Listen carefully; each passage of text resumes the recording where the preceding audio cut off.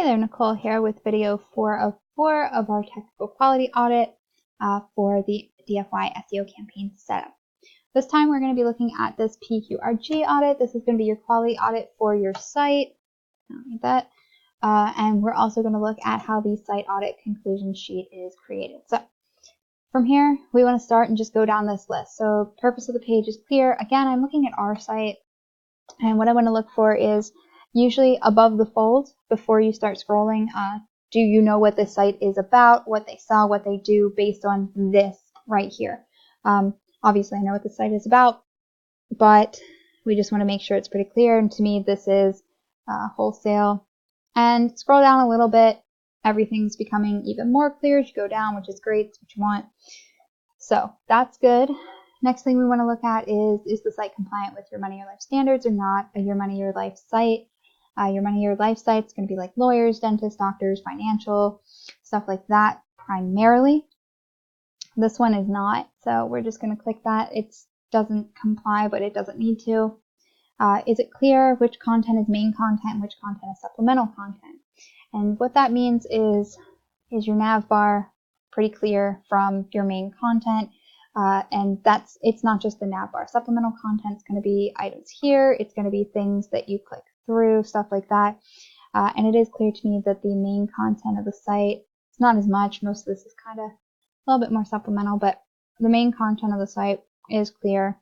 And if you go into these inner pages, it's actually even better. I can definitely tell that this is the main content here. This is what this page is about, so on and so forth. So we're looking good there. That ad audit shows the site is compliant. There's a couple of ways you can do an ad audit. I actually have a little tool that normally does tell me, but it's not pulling up any information. But additionally, I know that there aren't any third-party ads on this site. We don't see that a lot with these audits, but occasionally we do have a site where a lot of their traffic or the value from the site comes from these ads, and in which case you want to make sure there's not a ton of them. What we're looking for with ads primarily is going to be anything that pops up while you're on the site, anything that is distracting to the main content or prevents you from seeing, reading, interpreting the main content. This right here could be considered an ad. However, it's not really distracting me from what I'm looking at because it's small, so we're going to leave it alone. Now, if you had a big pop-up that comes up right on your page and doesn't have a very clear close button or continuously pops up while you're on the page, that is a quality issue. That's going to distract users. It could drive users away from your site. It just is a bad user experience. Now, if it pops up once and you can easily exit out, not a problem. So that's something that we look at. Not seeing any ads on this one. A lot of our sites, again, don't have ads. So sort of what we're looking at more is pop-ups within the site, things that distract you or cover up the main content. Responsible party for the site content is made clear. So for this, it's going to be us. And what I normally look for is down here. So copyright Web20 Ranker LLC. That is usually what I'm looking for, a site copyright of some sort. But also, if you have an about page, that's also a good indicator of who is responsible for the site content. If you do, sort of like guest posting, sponsored content. If you have writers have the ability to come in and add content to your site, what I want to see, it's actually right there. Go back a little bit here. I want to see who wrote that content, and that's exactly what ours shows. So we're doing excellent there. Obvious way to contact the site admin, that's as simple as having a contact section or having some sort of contact info listed on your site. We have it here. We have a contact section. I believe it's also in the footer of the site. I'm not going to scroll down again. So we're good there. Obvious payment and refund terms, or it's not an e-com site. We are an e-com site. So for this, what I want to look for is, do we obviously state refund and payment terms? Usually it's down in the footer. Now there's nothing in the footer. There is a terms and conditions, so we're going to look at that. And also, I want to see if this is available on any of these checkout pages. I know we do have refund policies, they are in the FAQ section of every page. So I don't need to look for that. I know it's there, but generally we will look for whether or not your site lists refund policies. What I'm looking for right now is payment options. I'm not seeing anything here. So let me see the terms and conditions page. Purchases, there we go. So this is kind of our guidelines on purchases, so that's good. I like to see that. There's the returns and refunds policy, errors and accuracies, promotions, accounts. So all of this is looking really good. This is what I like to see. Now I don't see anything with payment type, and I know we do occasionally get questions about that. So what I'm going to do is I'm going to notate that we might not have payment info because I just don't see it, and that's something that you should see on a cursory audit. I shouldn't have to dig through the site to find that. Same thing with the refund info, which is why I went just down to that terms and conditions. If it's not listed directly in the footer, I like to see it in like a terms and conditions page. So we're good there. I just don't see anything on purchasability. I'm going to assume it's credit card, obviously, because it's an e-com site, but we do like to see that listed. So I'll make a note of that, but I'm going to mark this as okay just because, again, with it being an e-com, I know I'm going to have to purchase with a credit card in some way, shape, or form.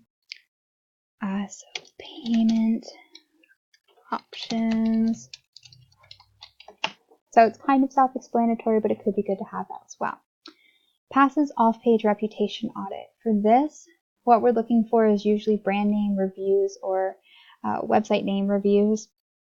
And I want to look for third-party ones. So these are both us. This is BBB.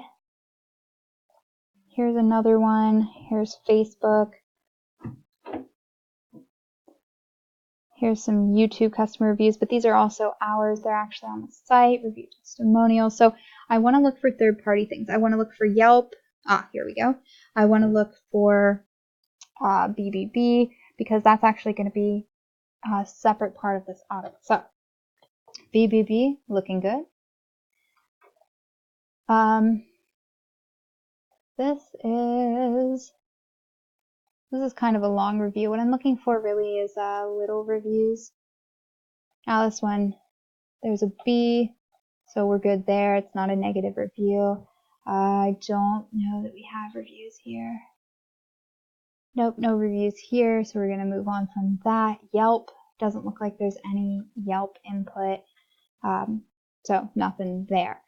We do also look at GMB. GMB is a really good source for reviews, but we are not a local business, so can't look at that for this one. As far as off-page reputation, I'm going to go ahead and say, yeah, I'm not seeing anything really negative that pops up. The next thing is actually, is there negative information? My apologies. On sites like BBB, Yelp, and Google. There was not, so we're good there. Is the site EAT compliant? This is basically your authority.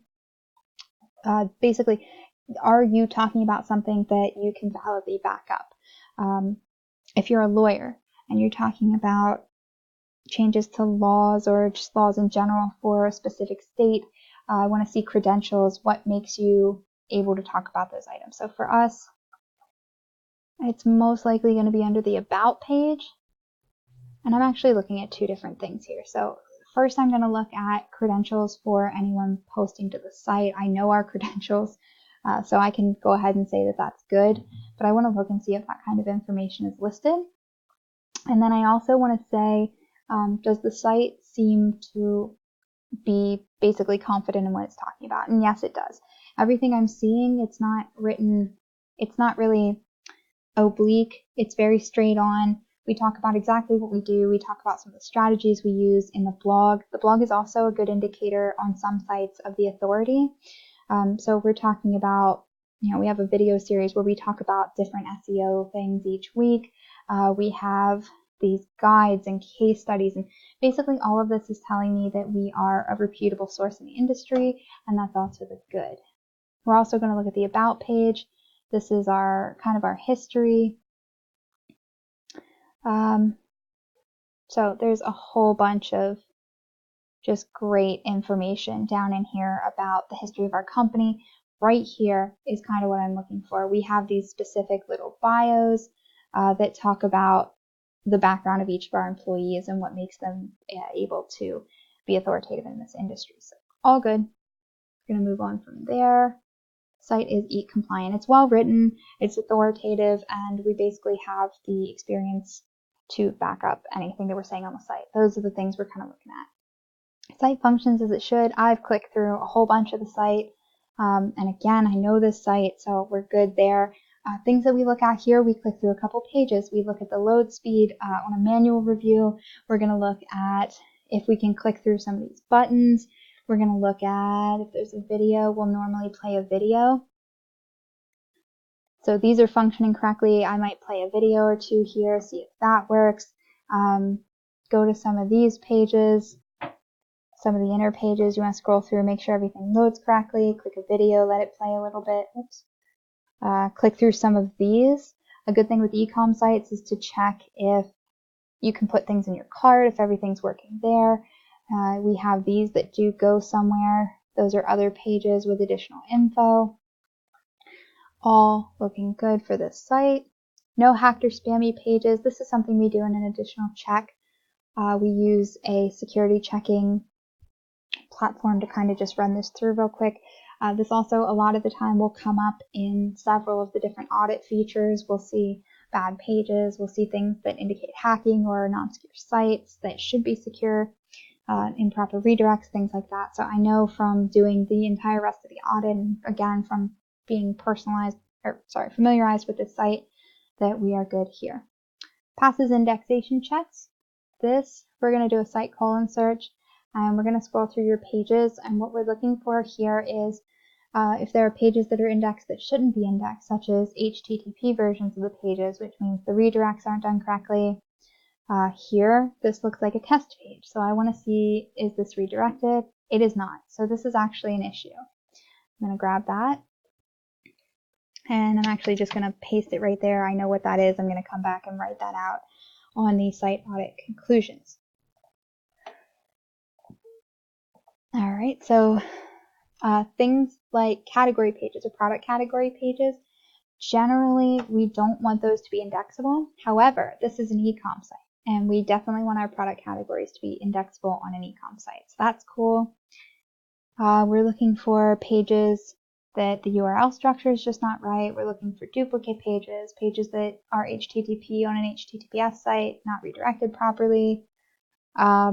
We're looking for pages like author pages, tags, things like that that shouldn't be indexed. We have a lot of blogs and pages, and this can sometimes be a very time-intensive process. This is, it looks like this could be an image. Oh, okay, this is some sort of dashboard portal, so that's fine. That is related to our brand. That can stay there. All looking good so far. There's a year-end sale. Sometimes I'll recommend these pages be set to no index until they're needed, but there's not really anything else to notate for this site so far, so we're going to go ahead and leave that alone. All right, so from what I can see here, the indexation's looking good. I'm seeing 1-2 pages that need to be no index, and that's fine. Site has a viable number of backlinks. In order to check this, what we're going to do is we're going to grab your site, and we're going to throw that into Ahrefs. I already have this one in here. We're going to look at backlinks and overview actually. So I'm looking at the backlinks as a whole, and usually I'll notate this out on the sheet. But for this, here. So usually you'll see something like this. We have what, 2.67? Yep. And then we're also going to look at these on a page level. So we're assuming that this is also our target page. We're just going to narrow this down here, and we have 1.59K. And what this does is this not only helps us to see, are you measuring up with the competitors site-wide and based on a page-by-page basis, it also helps us to determine your link building strategy. So in the case where you're close on a page by page level and most of your links are going to one page, we'll usually steer away from that page. We'll target pages that link back to that page instead. So better link building strategy. That way you're not making one page super top heavy. I'm going to look at the domain on this one. 864. And we're going to look at a page level. And this is going to help us to determine again whether or not your package is a good fit for what you're doing. So for instance, if I find that I have a campaign on an entry-level package, and their competitors have this many backlinks, I'm not automatically going to tell them, this is going to definitely impact your SEO. It's definitely going to make ranking a little slower because you're not building as many backlinks a month as the competitors are.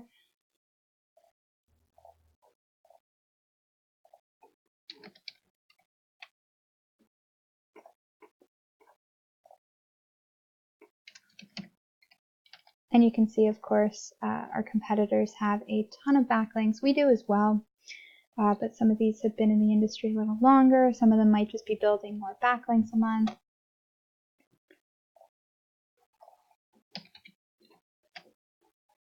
And we're going to look at a page level on this one.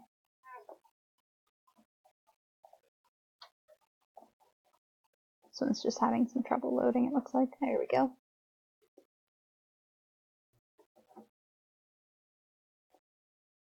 Wow. So I can see from this, most of the competitors just on a page level, we have 71K, we have 13, we have 10, and we are sitting at 1.5. Site-wide, we have about 2.5. We're looking at 864, 20, and 112. So on both a page and a site-wide level, we don't measure up in backlinks, so this is not going to be checked. We're going to make a note of that here. So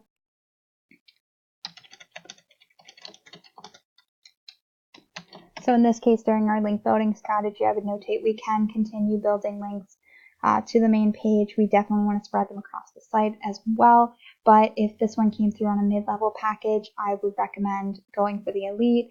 Or if it came through on the elite, I would just notate, the amount of links your competitors have, the amount they're building per month. It could be slower going with this national campaign. All right, so that is the quality audit. And the last thing we're going to look at is how the site audit conclusions are set up. I'm going to go ahead and type these up and I will be back in just a second. That way you don't have to sit. All right, so I finished typing up the site audit conclusion. I'm going to show you what that looks like. This is essentially going to detail the issues that we've run into during the auditing process. Items in black, of course, are things that we generally will handle under your campaign, either partially or completely. You can read under these to see which. Items in red are normally not things that we address or that we almost completely want to address. So in the case of images, we will add some alt text to some of the images on the relevant pages that we're optimizing. However, we're not going to go through and do alt text for every single image throughout your site, especially in a case like this where there's hundreds and hundreds of images. So this will give you a good idea of what's going on with your site, recommendations, concerns, things we do and do not cover. And then at the bottom, you're going to get this campaign expectations paragraph. Generally, there will be a number here, of course. And this is just going to tell you, based on the above, about how long we think it'll take to rank your main target page for your main terms. And part of this, I do talk about doing the keyword ranking. That is something else that we check during the audit and setup phase of your campaign. We're going to see where your main terms are currently ranking and for which pages they're ranking. And we're going to notate if that raises or lowers your campaign expectations as well. And of course, you are going to get a link to this in the first email that we send you with the campaign setup. But that covers the entire audit process pretty much from start to finish. There are a couple of minor things that we didn't cover in this video series, but these are the reporting items that you're going to get: this PQRG audit, the technical audit, and the keyword cannibalization. Those are going to be the big factors for how your campaign is going to rank. And of course, again, the site audit conclusion is going to notate those all out for you in a way that's easy to read and understand. If you have any other questions or concerns about the auditing process or any other phase of your campaign onboarding or process, please let us know.